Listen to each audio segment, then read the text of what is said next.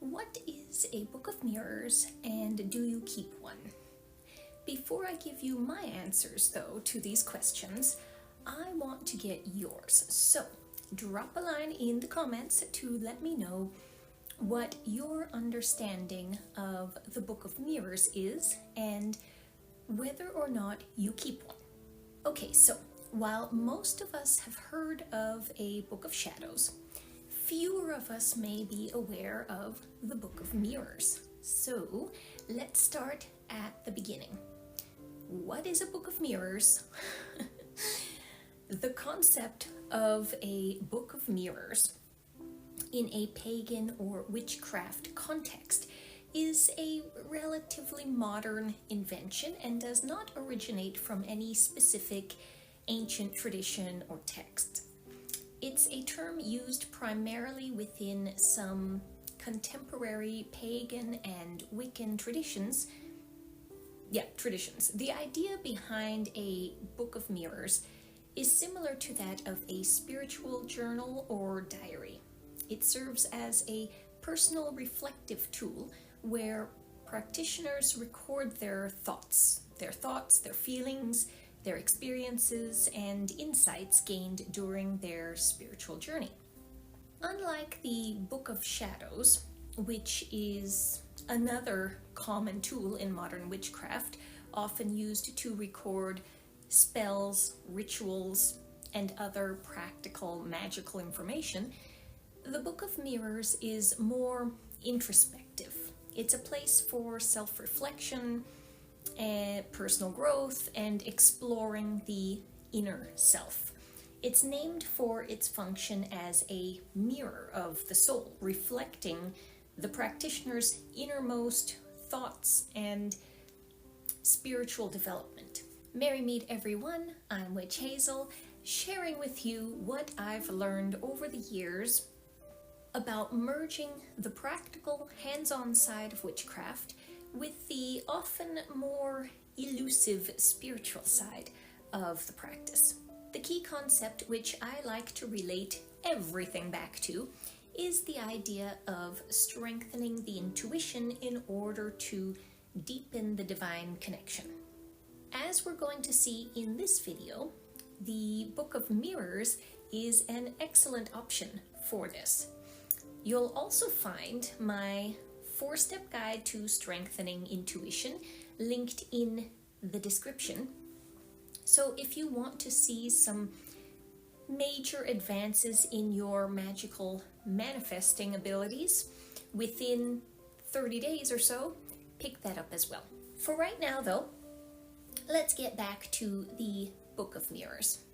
The concept of the Book of Mirrors aligns well with the broader practices in many spiritual and religious traditions where journaling and reflective writing are used as tools for personal insight and spiritual growth. In the context of modern paganism and Wicca, it has been adapted to fit the needs and practices of those paths. The specific term Book of Mirrors and its widespread use is a product of the eclectic nature of contemporary pagan practices, which often involve the creation of new traditions and the reimagining of old ones. All that being said, let me give you my personal opinion of the Book of Mirrors.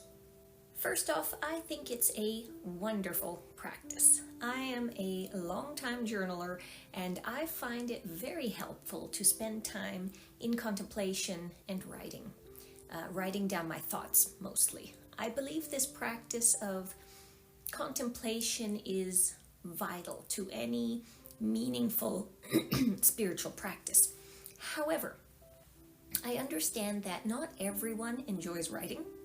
So I'm not going to say that keeping a journal is necessary. This process is done just as well through regular meditation, voice recordings, video recordings, artwork, whatever creative medium works best for you. The reason the idea of a book is so popular is because of the record keeping aspect. If you prefer to do your contemplation via something like meditation, for example, it will be more difficult to recall a sequence of thoughts over several sessions.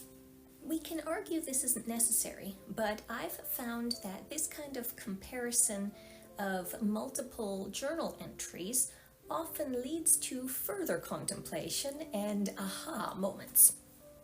So I value the record keeping because of that. Do I keep a book of mirrors? No. I journal, and this functions as my book of mirrors. I think I've mentioned it before, but I've tried in the past to keep dedicated journals for different themes like manifesting, book of mirrors, shadow work, etc. The problem I always run into is that I can't manage to maintain multiple books. For one thing, allotting time to each of them begins to add up every day. And for another, it always becomes inconvenient to have to either hunt down the journal I want or sort through multiple to find the thought I want to review. What I do instead is just focus on my current journaling habit. I've already established a routine of daily journaling and weekly review, and I don't restrict what goes into my journal. Some days my reflections may be very deep and meaningful, other days they are very mundane and dull, but everything goes into one space. If I feel some of my entries should be migrated to another journal, I can set up a time for that. On that note of migration, though, I decided years ago that my Book of Shadows would not be the usual repository of reference materials. Yes, I have those, but over time, in order to make my book feel more meaningful and personal, I began adding in some of those curated journal entries and other observations, which ordinarily would not be included. They would be left out. In that way, I've basically combined an element of the Book of Mirrors into my Book of Shadows. Another fun variation of that I've seen is to fill out a Book of Shadows in the usual way, then flip the book over and use the opposite pages as a Book of Mirrors.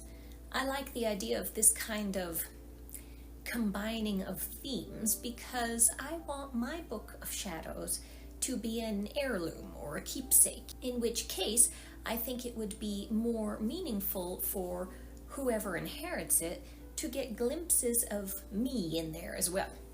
Okay, so now that we've got the basic info out of the way, let's chat a bit about how to get started with a Book of Mirrors if you've never done one or aren't versed in contemplative journaling. I've been journaling long enough that my thoughts do tend to fix on a theme and wander into contemplation rabbit holes fairly easily. But if that's not the case for you, the easiest option, in my opinion, is to start with prompts. You can find a guided spiritual journal, search for prompts online, or just take a look in the description. I put together a list of 30 prompts to help get you started and have linked that below. If you're a fan of divination options like tarot, oracle cards, runes, or anything else along those lines, you can do a daily draw and use that as your contemplative inspiration. Along these same lines of something more visual as a prompt, you can find photos that inspire you. For anyone that likes vision boards, do something similar. You can either create a collage that you use as your focal point for journaling, writing about whatever catches your eye that day, or you can collect images that interest you in a box or a jar and every day draw one at random. If you find your most reflective time is during meditation, nurture that practice. If you want to keep a record of insights gained during meditation, make sure to start keeping a notebook at hand during your practice so that you can jot down notes after the fact and before you forget. Keep in mind those notes may need to be expanded on to make sure that they are still comprehensible when you go back to them in the future. In which case, I would recommend scheduling time immediately after meditation if possible to do that. No matter what route you take, the point is to actively use your thoughts to delve into ideas and concepts that we wouldn't necessarily concern ourselves with otherwise. We get very caught up in the day-to-day, and this is the biggest problem when trying to cultivate a more spiritual lifestyle. We disconnect from spirit because we become robotic in our interactions with the world. Unfortunately, the longer we live like this, the more challenging it is to reconnect. That's not to say that it's not possible. We just need to understand that there will be some commitment and probably a learning curve involved. But once we start strengthening our divine connection through remembering how to listen to our intuition, this becomes much easier. For more information on strengthening your intuition, remember to also grab my 4-step guide linked in the description. I hope this little chat has been helpful. For any of you who keep a book of mirrors and don't mind sharing your process, please feel free to do so in the comments. For everyone else, give a book of mirrors a shot.